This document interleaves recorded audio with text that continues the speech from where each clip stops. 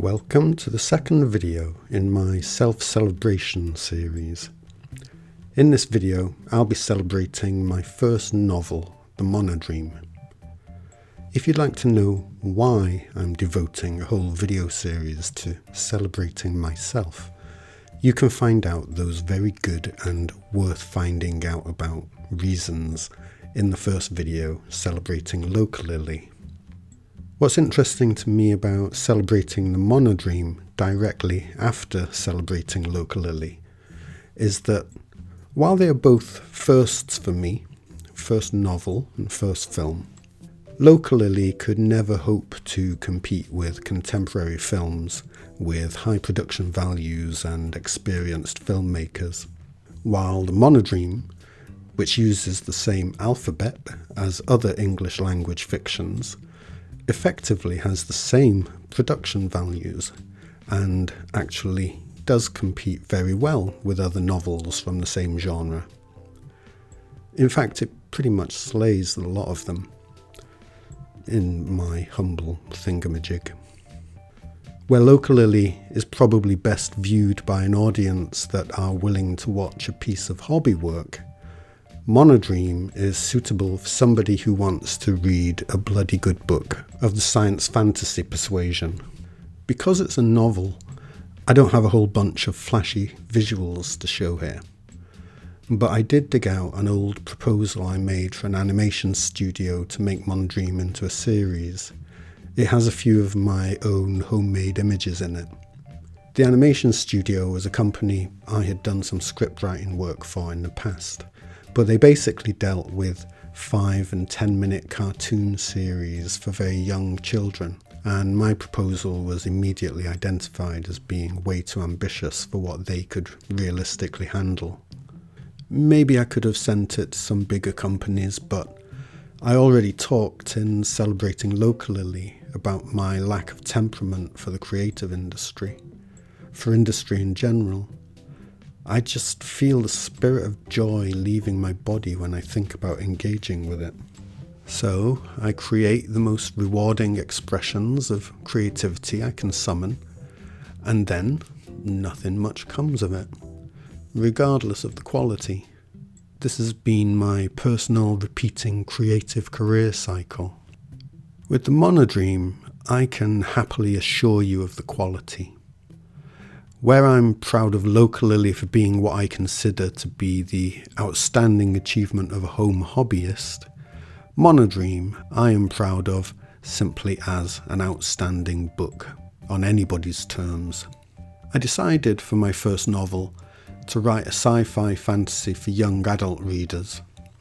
Yes, because I felt too intimidated to write a full-on adult novel, and I felt a young adult story would be less demanding on a first-time writer. I had a big idea for my story, not an original one, but one that I had not yet seen done to my liking. The idea of an ordinary human character unexpectedly finding themselves having the power of complete control over existence by sheer force of will. It's a concept that I've seen explored before in science fantasy anthologies and elsewhere, and it's one that invariably devolves into a nightmare. I wanted to attempt a fresh take on it. What I'll do is read you through the proposal I composed for the animation company. This will give you an introduction to the 4 main characters and give you an overview of the story. Then I'll read you an excerpt from the book. Cool. Thank you for listening.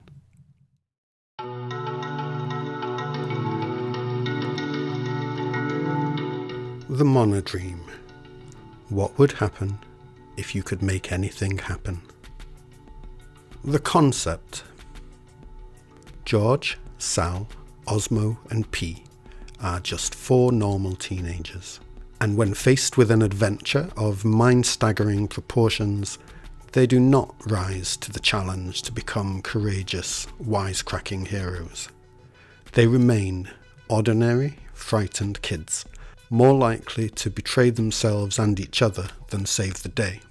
Indeed, it is when Sal betrays the trust of her 3 friends that she is faced with the question, What would happen if you could make anything happen? The four main characters are now introduced from George's point of view. George. I was George. Back then, I was what some people would call precocious, at least in some areas of my development, meaning my head. For a 14-year-old, I could knock out a pretty deep short story, the kind that made my English teacher, Miss Schneider, think the sun shone out of my notebook. These days, because of what happened to me, I'm not the old George anymore, precocious or otherwise. There are moments, like right now, as I write these words, I don't even feel human. Sal. She was a deep thinker, a fast runner, and she liked Star Trek. And yes, she was cute. So cute, in fact, that she could have got away with having a horrible personality, if that had been her bag. And let's face it, most cute girls try that on for size, for a while at least.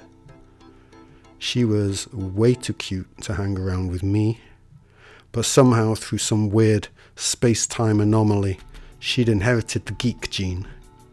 She was talking about learning how to speak Klingon so she'd be able to swear at Mr. Michaels without him realising. I didn't think it would work. Ask somebody if they want a nice cup of tea in Klingon and they'll think you're swearing at them. Osmo. Osmo should rightfully have been one of the popular kids in school, but decided to hang around with the half-geek, half-cool kids for some reason. He was just as affected by what happened as the rest of us, but he was also the least sentimental. I already knew he was better equipped to ignore his own pain than we were. P, with his scrawny body and his big wet eyes, was some kind of street urchin from a Dickens novel. The kind that always dies. Poor old P. Youngest boy in the year. He was always the last one in everything. He wasn't even 14 yet.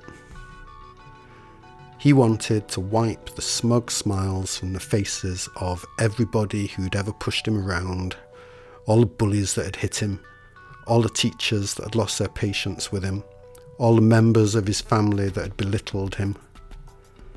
It was something I would have liked to have seen myself.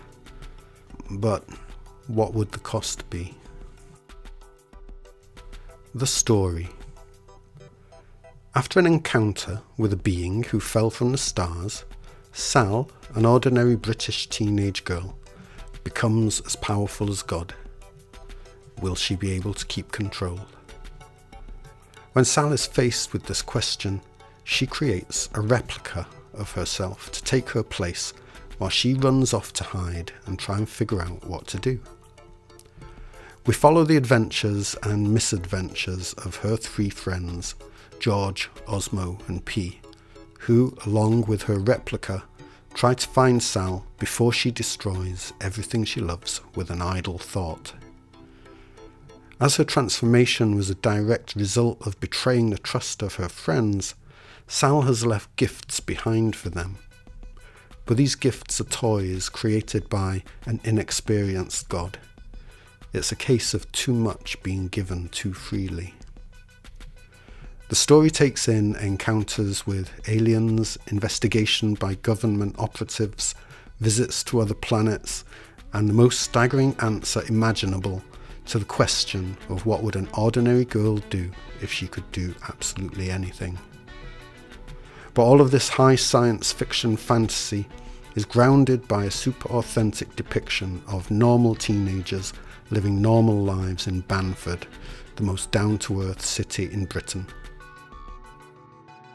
Now, the artwork I came up with was only intended to introduce the four protagonists as they appear at the start of the story, very mundane. So no images do I have to show you of the epic and mind-bending situations these four get themselves into as the story has its merry way. But the momentum is relentless. I'll read you an excerpt now, and I'm not going to give you any context or even tell you how far into the story this comes.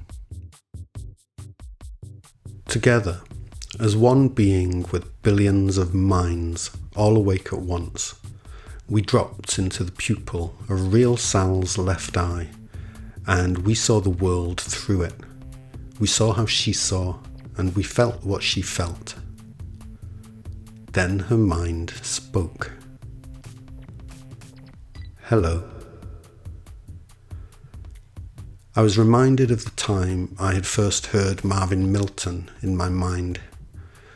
The warmth in that voice was so complete, so unconditionally accepting, that it made your life up to that point seem utterly barren, devoid of love. It was only now, hearing that voice, that you knew what love was. 2 syllables were enough to tell you that there was somebody somewhere who could see every corner of your being and still not want to turn away. And somehow, through force of habit perhaps, we found ourselves translating the beauty, the subtlety, and the wide-ranging meanings contained within her thought into our own languages. Sal's mind hadn't spoken in English. She had simply inserted pure thought into our knowing. With that one thought, we knew her intimately. We knew her strength and her simplicity. It seemed tragic that such an amazing thought should go through the translation process in my own mind and come out as something so mundane as hello. I realised right then why there is so much misunderstanding between people. Words are not enough.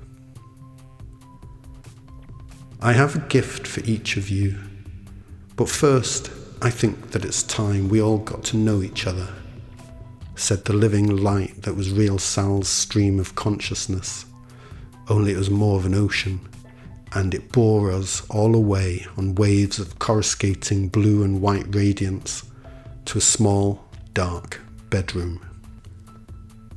Posters and postcards cover the walls like a mosaic. There aren't too many pop groups here, although the Manic Street Preachers make an appearance. On one wall, surrounded by a bevy of feisty comic strip girls and female Klingon warriors, cheek by cheek with Tank Girl, Albert Einstein pokes his tongue out at us.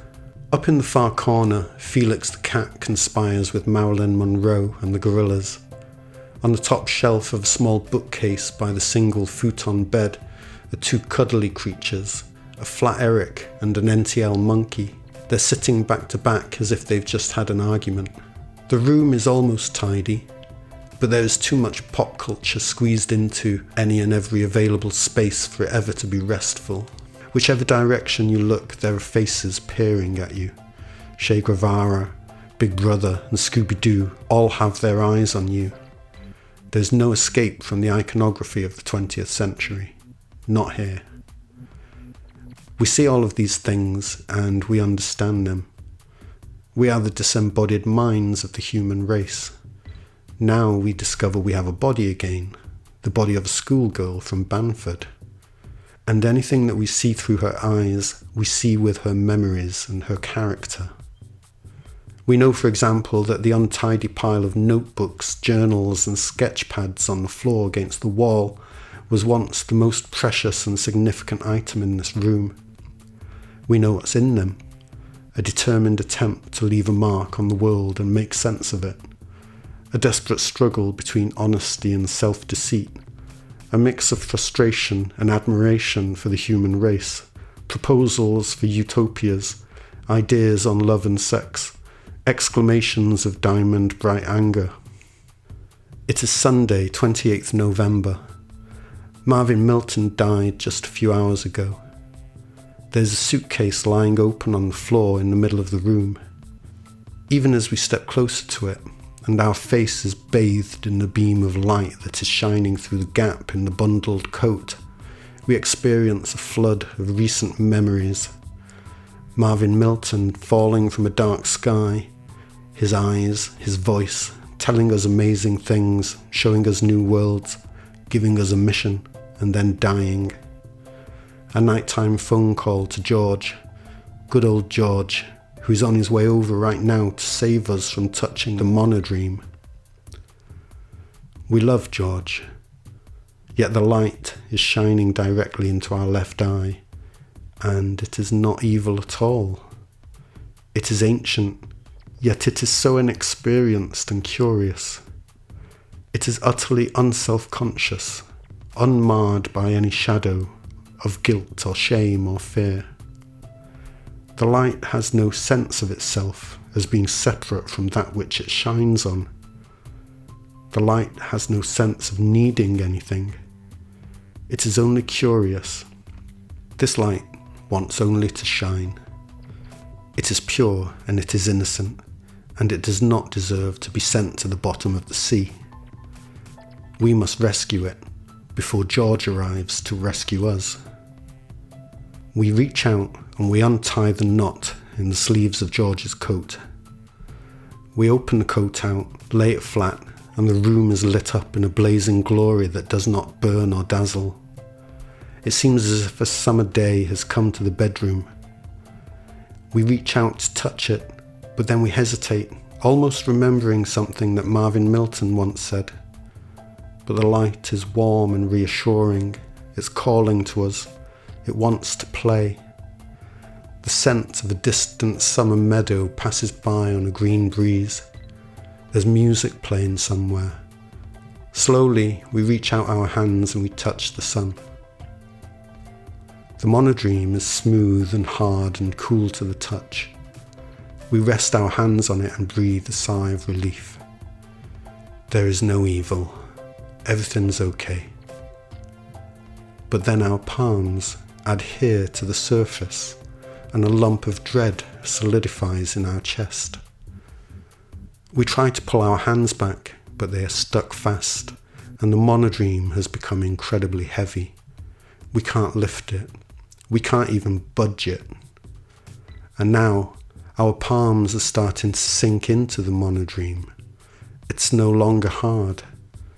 A wave of fear and revulsion engulfs us as the monodreme bulges between our fingers and slowly pours over our hands. We want to panic. We are panicking, but only on the inside. Our heart, which is the heart of a solitary girl, races for all of us, pounds frantically for an entire race, but we cannot move. We are held, mesmerized, as the misshapen monodreme stretches, moving up our arms. It seems to be getting smaller, but it's hard to tell.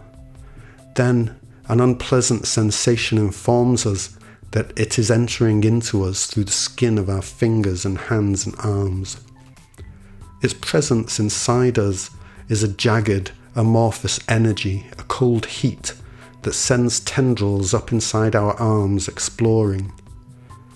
We've never felt so alone and afraid as at this moment. The faces in the room loom about us, watching impassively. It's your own fault, they're saying.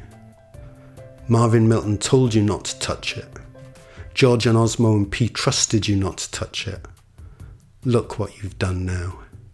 You've unleashed a horror, and you will be the first victim. The faces we had thought of as friends have become cold-eyed spectators. They will not help us. They think we deserve this. They will just watch and judge and condemn. We are alone. I'm sorry, thinks a small voice somewhere in the crashing torrent of our terror. But it's no good. It's no help. The monodreme doesn't stop. We think it anyway, over and over again. I'm sorry, I didn't mean it. Our arms are coated in a membrane of gold. The probes of energy inside are reaching past our shoulders and into our torso. There's nothing we can do to stop it. We can't even faint. All we wish for now is oblivion. Let us sleep, slip into a coma, die, anything. We just don't want to be awake anymore. We don't want to be feeling this anymore. We don't want to be thinking about it anymore. Please, George, where are you, George? Why aren't you here yet? Why aren't you here? I'm sorry, I'm so sorry. Please make it stop. But it doesn't stop. The faces in the room watch on as the cold heat reaches our heart and lungs and encapsulates them, pierces them. It sends a shoot up our throat and discovers our brain. It fills our eyes with blistering colours that dance and transmute constantly. We are utterly possessed.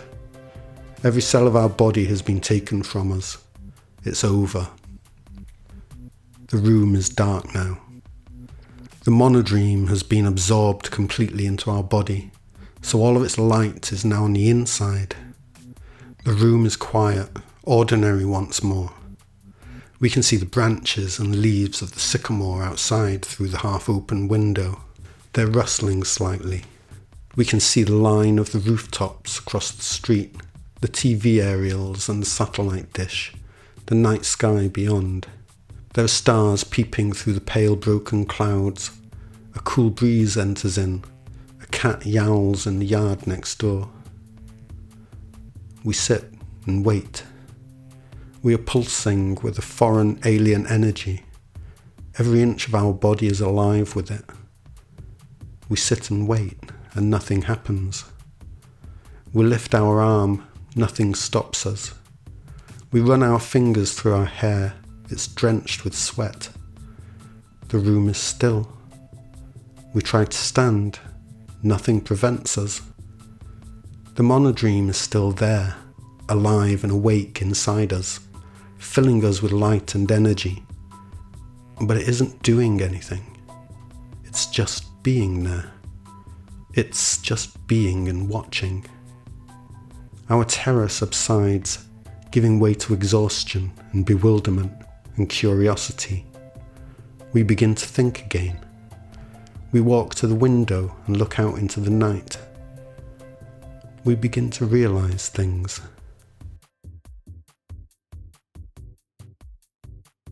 As I've said elsewhere, I recently made the decision to release all of my creative output into the public domain. So the monodreme is out there as we speak, floating around the public domain for all and anybody to have their way with.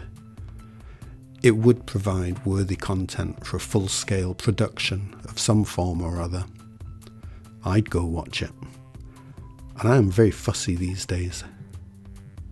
See the description for a link to download a free PDF of monodreme and also one to buy an actual paperback version from the print-on-demand company lulu.com if you have those old-fashioned book-thumping ways.